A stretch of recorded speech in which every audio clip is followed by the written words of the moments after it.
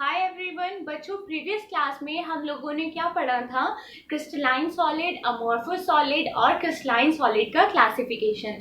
इस क्लास में हम लोग देखेंगे 3D में क्रिस्टलाइन के पार्टिकल्स कैसे अरेंज होते हैं, स्पेस लैटिस, यूनिट सेल और लेटिस पॉइंट्स के बारे में हम डिस्कस करेंगे और यूनिट सेल का क्लासिफिकेशन पढ़ेंगे। ठीक है, तो हम स्टार्ट करते हैं। देखो, क्रिस्टलाइन सॉलिड होता क्या है, हमने क्या पढ़ा था? क्रिस्टलाइन सॉलिड थोड़ा सा एक बार रिवाइज कर लेते हैं। क्रिस्टलाइन सॉलिड क्या होता है? डेफिनेट अरेंजमेंट ऑफ पार्टिकल, ये था ना, definite arrangement of particles, definite arrangement of particles. अब हमें 3 डायमेंशन का पढ़ना है, तो हम देखेंगे definite arrangement of particle in 3D।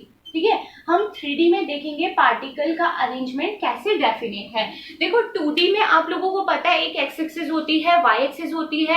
X और वाई एक्सिस में देखो, मैं आपको इसका एग्जांपल बताती हूँ। जैसे फ्लोर पे टाइल्स जुड़ी होती हैं, सॉरी टाइल्स लगी होती हैं, तो उसमें क्या होता है, एक टाइल के अकॉर्डिंग ही सारी टाइल्स क्या हो जाती हैं, डिस्ट्रीब्यूट कर देते हैं ना, उसको लगा देते हैं। राइट में भी इतनी और लेफ्ट में भी इतनी सेम टाइल्स होती हैं। वो क्या हो गया, देखो एक टाइल जो होती है वो हो गई यूनिट सेल। और जो कंप्लीट रूम में अगर पूरी टाइल्स बिछ गई हैं तो वो होगी कंप्लीट सेल बोल सकते हैं, या कंप्लीट लेटिस पॉइंट उसको बोल सकते हैं। ठीक है, 3 डायमेंशन में कैसे देखेंगे इसको? हम 3 डायमेंशन में क्यूबॉइड के एग्जाम्पल से देखेंगे। देखो यहाँ पे बना देते हैं हम क्यूबॉइड, पूरा अच्छे से इसको समझना है। 3 डायमेंशन में थोड़ा सा आपको सोचना पड़ेगा कि कैसे। देखो, 3 डायमेंशन का आप मोस्ट कॉमन एग्जाम्पल आप रूम का ले सकते हो। रूम में कैसे पार्टिकल्स अरेंज होते हैं, इसको मैं पहले इस फिगर से बताती हूँ, फिर आपको उससे भी एक्सप्लेन करेंगे कि पार्टिकल कैसे अरेंज हैं। ठीक है, ये आप मेरे साथ साथ बनाएंगे तो आपको याद भी रहेगा और अच्छे से पता चल जाएगा कि कैसे बनना है। ठीक है,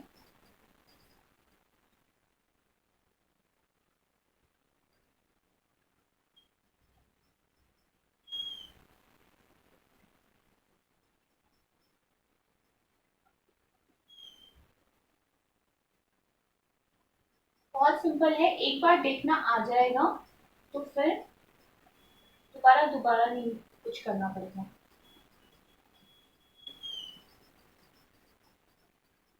इनकी पूरी एजेस को सेंटर से जोड़ देंगे, सबको पूरे को।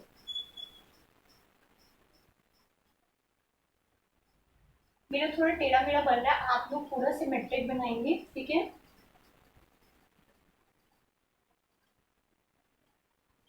ठीक है, दिख रहा है 3 डायमेंशन का थोड़ा थोड़ा, है ना?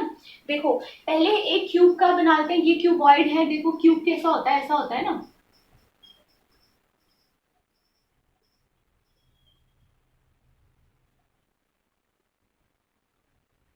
ये हो गया क्यूब। देखो, ये एक क्यूब बना हुआ है। ये जो है ये है कंप्लीट स्पेस लैटिस, या आप इसको बोलेंगे क्रिस्टल लैटिस। और यूनिट सेल क्या होता है, इसका एक पोर्शन ले लो आप, जैसे लाइन है। ठीक है, अब बन गया। देखो, इसको मैं ऐसे दिखा दूंगी, एक यूनिट सेल दिखाएंगे और फिर आपको पूरा समझ में आ जाएगा।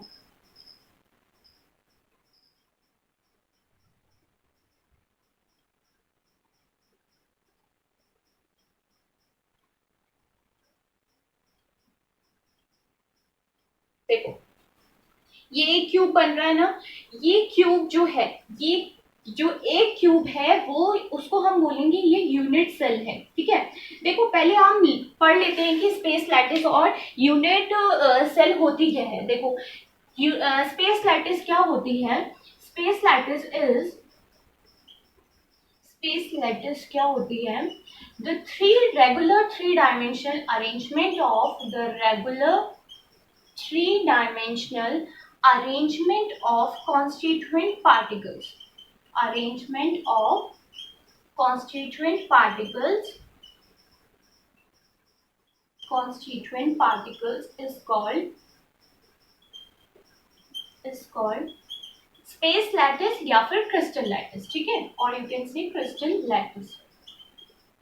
देखो, इसमें क्या है, यहाँ पर ये कॉन्स्टिट्यूएंट पार्टिकल्स लगे हुए हैं, इनको हम लेटिस पॉइंट्स भी बोलते हैं। ठीक है, these are also called as lattice points. हर कॉर्नर पर, हर क्यूब के होंगे ना लैटिस पॉइंट, बना दो सब जगह पे, ठीक है। These are the lattice point. या फिर एक सिंपल क्यूब बनाओ, उसमें से एक्सप्लेन कर लो, उससे पता चल जाएगा। जैसे ये क्यूब बनाया था ना अभी हमने ऐसा, ये क्या हो गया, एक यूनिट सेल क्यूबॉइड का, और these are the lattice points, ठीक है। देखो कितने कॉर्नर्स हैं, जितने कॉर्नर उतने लैटिस पॉइंट। कितने हैं, 1 2 3 4, 1 2 3 4, 4 और 4। आगे वाला ये फेस और पीछे वाले फेस, कितने टोटल कॉर्नर्स है, 8 कॉर्नर। ऐसे ही आप लोग पूरे में बना दोगे, ठीक है। हर एक क्यूब का कॉर्नर के हिसाब से बना देंगे, ठीक है। तो देखो ये क्या है, द रेगुलर 3 डायमेंशन, ये 3 डायमेंशनल अरेंजमेंट है कॉन्स्टिट्यूएंट पार्टिकल्स का। ये सारे पार्टिकल्स है lattice point, is called crystal lattice और स्पेस लैटिस, ठीक है। समझ में आ गया। नेक्स्ट है यूनिट सेल। क्या होता है, यूनिट सेल है the smallest repeating the smallest part of the complete unit cell. Repeating the smallest part of the complete space lattice, ऐसे लिखते हैं इसको, space lattice, which when repeated again and again,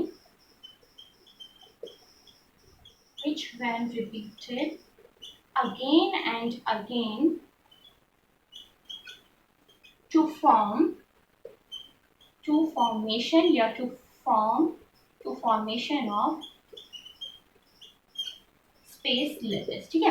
देखो smallest part है ना, ये एक स्मॉल पार्ट जो है, ये इसको बार बार रिपीट करने पर क्या फॉर्म कर रहा है, ये complete space lattice. This is called unit cell, ठीक है। ये एक यूनिट सेल हो गई, इसका स्मॉलेस्ट पार्ट बार बार रिपीट करने पर पूरा क्या बना दे रहा है, स्पेस लेटेस, ठीक है। लेटेस पॉइंट क्या होते हैं, the constituent particle which generates complete space lattice. Lattice point क्या होते हैं, the constituent particles which generates unit cell or space lattice is called lattice point, ठीक है। जो जनरेट कर रहे हैं ना लेटिस पॉइंट या कंप्लीट स्पेस लैटिस को जो जनरेट कर रहे हैं वो क्या है, लेटिस पॉइंट, ठीक है। देखो ये क्या है, ये जनरेट कर रहे हैं ना, मतलब पूरे पार्टिकल्स जुड़े हुए हैं, तो ये जो है, जो पार्टिकल्स जुड़े हुए हैं, these are the lattice point. और ये स्पेस लैटिस, कंप्लीट जो स्पेस है, इसको लेटिस स्पेस लैटिस बोलेंगे या क्रिस्टल लैटिस। और यूनिट सेल क्या होता है, एक स्मॉलेस्ट पार्ट, ठीक है। देखो मैंने एक थोड़ा सा ट्राई किया हुआ है, आप लोग इसको जज नहीं करेंगे, मैं थोड़ा सा इससे एक्सप्लेन करने को आपको थोड़ा ट्राई करती हूँ। देखो ये एक स्पेस लैटिस के फॉर्म में है, दिख रहा है आपको।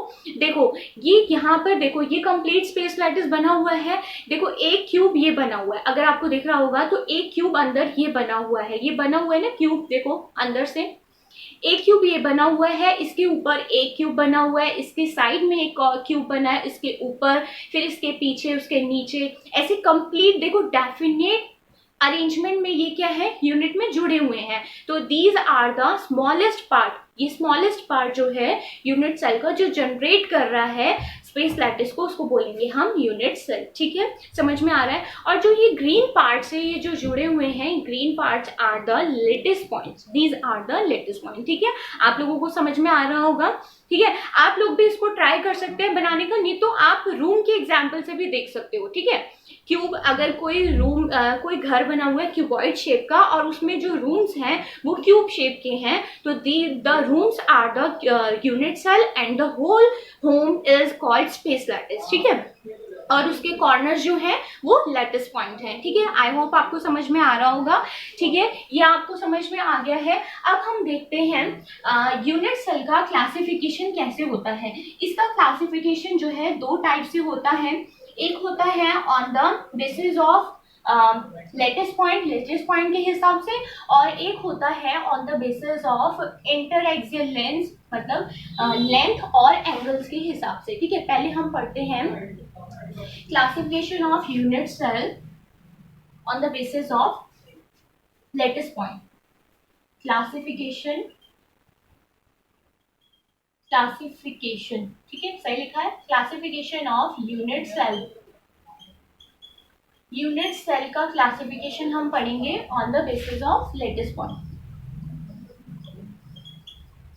On the basis of latest point. इसको ऐसे लिख देते हैं। देखो ये जो है दो टाइप से क्लासिफाई होते हैं लेटेस्ट पॉइंट के हिसाब से, ये दो टाइप से क्लासिफाई होते हैं।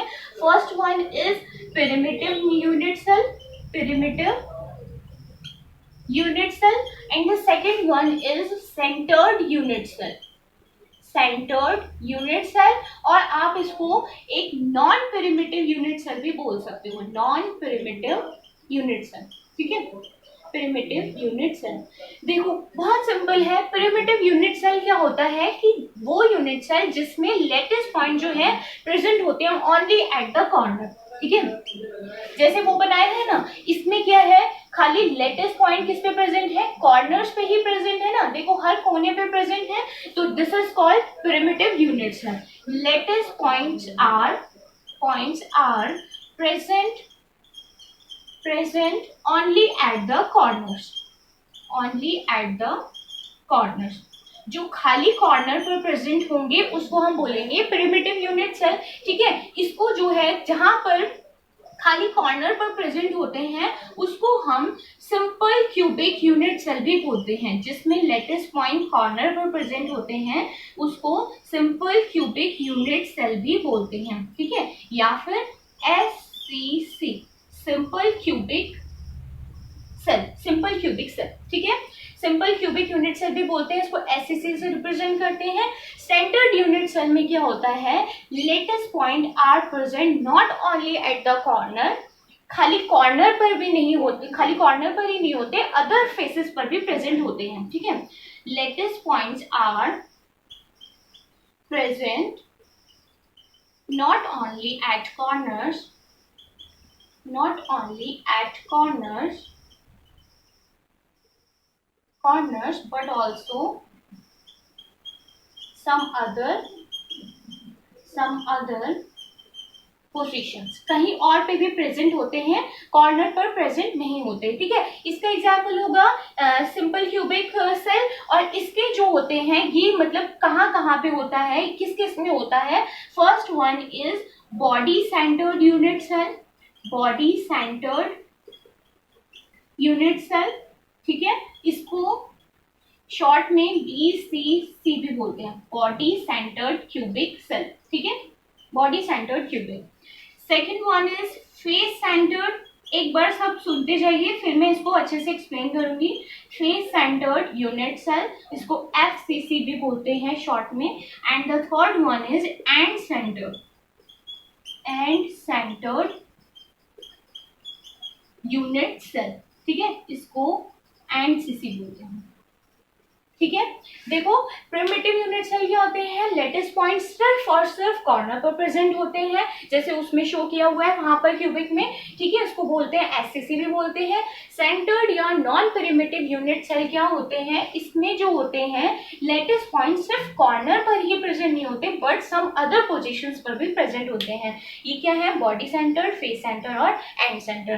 देखो बॉडी सेंटर्ड में क्या है, देखो मैंने अभी आपको रूम का एग्जाम्पल बोला ना, कोई भी रूम है, आपका ही अपना जो रूम है वहां पे देखो वो एक क्यूबिक शेप का है, उसके जो है मिड में कोई बॉल रख दो, ठीक है, लेटेस्ट पॉइंट रख दो उसके बीच में, तो वो क्या होगा, बॉडी सेंटर, ठीक है। जैसे ये ले लो, ये एक मान लो क्यूबिक यूनिट सेल है, ये एक क्यूब बना हुआ है ना, एक स्मॉल यूनिट सेल वाला लेना, यूनिट सेल वाला, ठीक है। इसमें क्या करा मैंने, एक बॉल यहाँ पर रख दी, ये यूनिट सेल यहाँ पर रख दी, तो ये क्या है, बॉडी के बिल्कुल मिड में है, तो ये हो गया बॉडी सेंटर्ड यूनिट सेल, ठीक है, ये समझ में आ गया। फेस सेंटर्ड में देखो आपके रूम में कितनी फेसेस हैं, आप देखो कितनी फेसेस हैं, देखो एक वॉल वाली, छत वाली, एक फ्लोर वाली, एक राइट, एक लेफ्ट, एक फ्रंट में और एक बैक में, कितनी टोटल फेसेस हैं, 6 फेसेस हैं।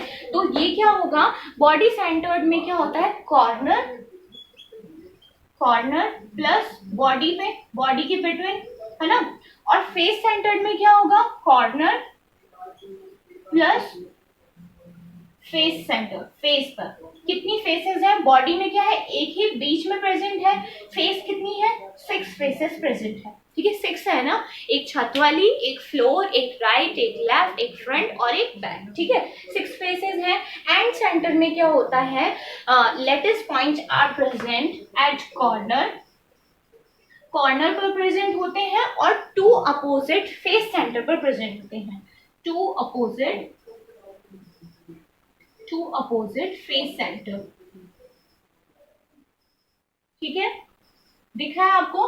देखो एंड सेंटर में क्या होते हैं, इसको एक बार और अभी एक्सप्लेन करेंगे। एंड सेंटर में क्या होते हैं, लेटेस्ट पॉइंट प्रेजेंट होते हैं कॉर्नर पर, और कोई भी 2 अपोजिट फेसेस ले लो, जैसे छत वाली ले लो और नीचे फ्लोर वाली ले लो, कोई भी 2 अपोजिट, लेफ्ट ले लो, राइट ले लो, मतलब दोनों जो होंगी अपोजिट होनी चाहिए। ठीक है, 2 अपोजिट फेस सेंटर, ये आपको समझ में आ गया है। ठीक है, अब हम देखते हैं, ये हो गया क्लासिफिकेशन यूनिट सेल का।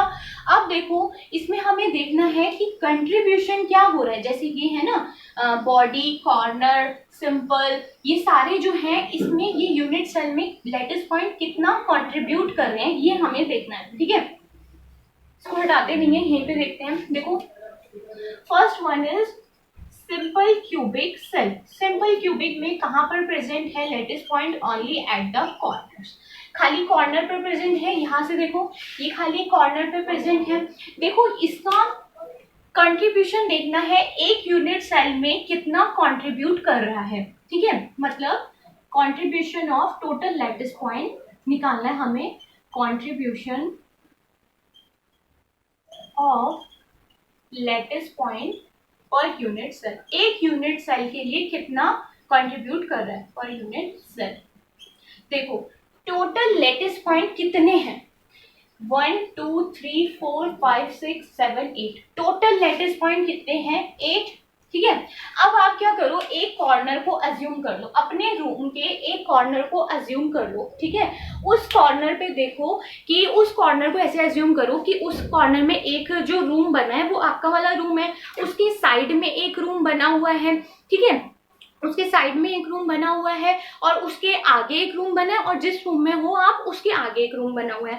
या अगर ऐसे समझ में नहीं आ रहा है तो ये देखो, ये बीच वाला लेना, ये वाला दिख रहा है, ये बीच वाला लेंगे। इसमें क्या है, देखो ये पॉइंट है, इसके यहाँ पर एक क्यूब बना हुआ है, एक यहाँ, एक यहाँ, एक यहाँ, एक यहाँ। ये पॉइंट जो है कितने रूम से डिवाइडेड है? 4 से।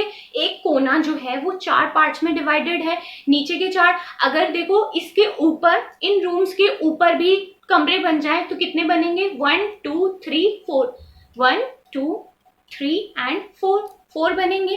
तो देखो ऊपर से 4, नीचे से 4, कितने टोटल लेटेस्ट पॉइंट हो रहे हैं? 8। और एक का अगर हम अज्यूम करेंगे, समझ में आ गया ना, 8 हो रहे हैं, 1 2 3 4, नीचे वाले 4, ऊपर से अगर ऊपर इसके रूम बन जाए तो 1 2 3 4, ऊपर से 4। तो देखो एक जो लेटेस्ट पॉइंट है इसके लिए एक कॉर्नर का कंट्रीब्यूशन क्या होगा, खाली इस कॉर्नर के लिए, एक लेटेस के लिए। देखो 8 हो रहे हैं ना तो टोटल, तो एक के लिए क्या हो जाएगा? 1/8, एक यूनिट सेल के लिए। एक यूनिट सेल में कितने लेटेस पॉइंट है? 8, तो एक के लिए क्या हो जाएगा? 8। ये कैंसिल आउट हो जाएगा, कंट्रीब्यूशन क्या हो जाएगा? 1। सिंपल क्यूबिक में कॉर्नर का कंट्रीब्यूशन क्या होता है? 1। ये आपको याद रखना है। आप इसको बना करके देखेंगे, अपने रूम में एज्यूम करेंगे, तभी आपको समझ में आएगा। ठीक है, मैंने ट्राई किया है, आप लोग भी एक बार ट्राई करके देखेंगे, बहुत अच्छे से समझ में आएगा। ये सिंपल है, थोड़ा 3D को क्या है आपको अज्यूम करना पड़ेगा। Next one is body centre. Body centre में क्या होता है, कॉर्नर पे तो होते ही होते हैं, है ना, और एक क्या होते हैं, बॉडी पे प्रेजेंट होते हैं latest point.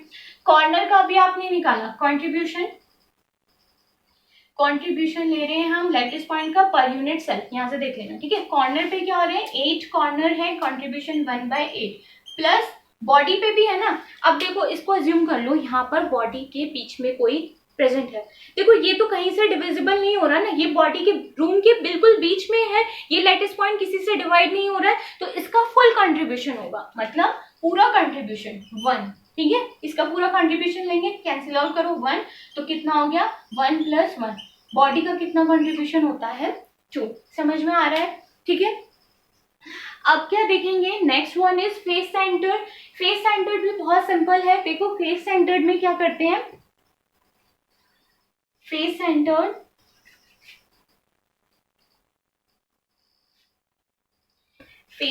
Third one is face centred,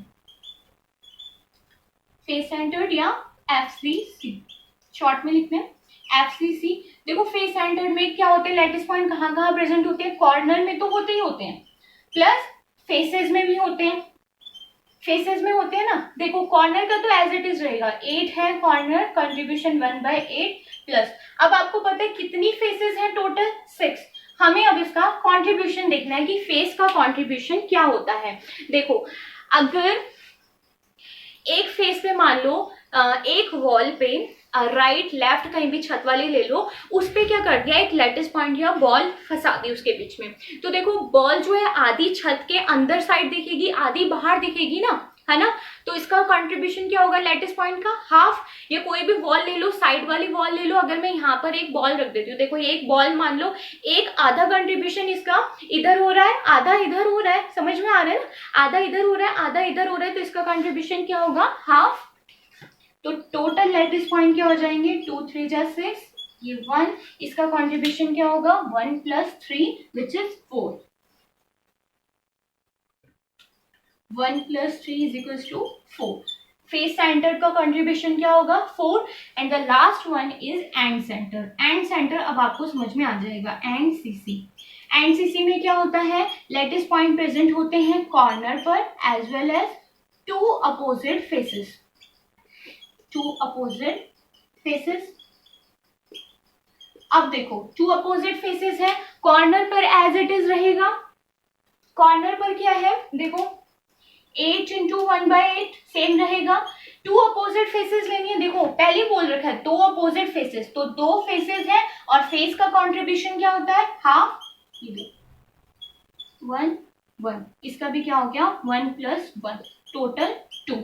समझ में आया, ठीक है। ये आप एक बार एज्यूम करके देखोगे, बहुत अच्छे से समझ में आएगा, ये कोई डिफिकल्ट नहीं है, थोड़ा सा 3D इमेजिन करने वाला है, ठीक है, जिससे आपको अब याद रहे।